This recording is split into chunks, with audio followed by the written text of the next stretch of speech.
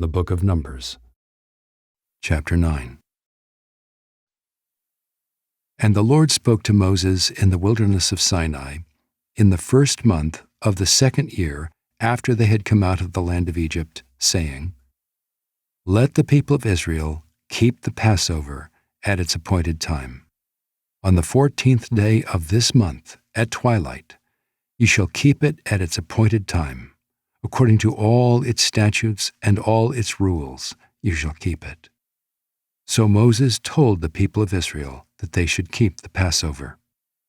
And they kept the Passover in the 1st month, on the 14th day of the month, at twilight, in the wilderness of Sinai. According to all that the Lord commanded Moses, so the people of Israel did. And there were certain men who were unclean through touching a dead body, so that they could not keep the Passover on that day. And they came before Moses and Aaron on that day. And those men said to him, We are unclean through touching a dead body. Why are we kept from bringing the Lord's offering at its appointed time among the people of Israel? And Moses said to them, Wait, that I may hear what the Lord will command concerning you.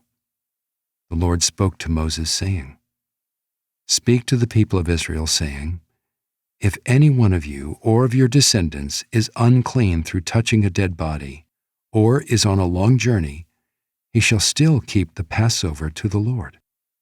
In the 2nd month on the 14th day at twilight, they shall keep it. They shall eat it with unleavened bread and bitter herbs. They shall leave none of it until the morning, nor break any of its bones. According to all the statute for the Passover, they shall keep it.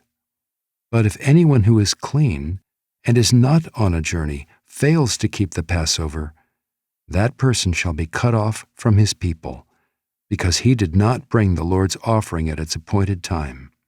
That man shall bear his sin.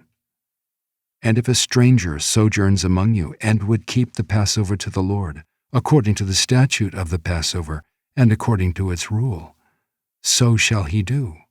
You shall have one statute, both for the sojourner and for the native. On the day that the tabernacle was set up, the cloud covered the tabernacle, the tent of the testimony. And at evening it was over the tabernacle like the appearance of fire until morning. So it was always. The cloud covered it by day, and the appearance of fire by night. And whenever the cloud lifted from over the tent, after that the people of Israel set out, and in the place where the cloud settled down, there the people of Israel camped. At the command of the Lord, the people of Israel set out, and at the command of the Lord they camped. As long as the cloud rested over the tabernacle, they remained in camp. Even when the cloud continued over the tabernacle many days, the people of Israel kept the charge of the Lord and did not set out. Sometimes the cloud was a few days over the tabernacle, and according to the command of the Lord, they remained in camp. Then, according to the command of the Lord, they set out.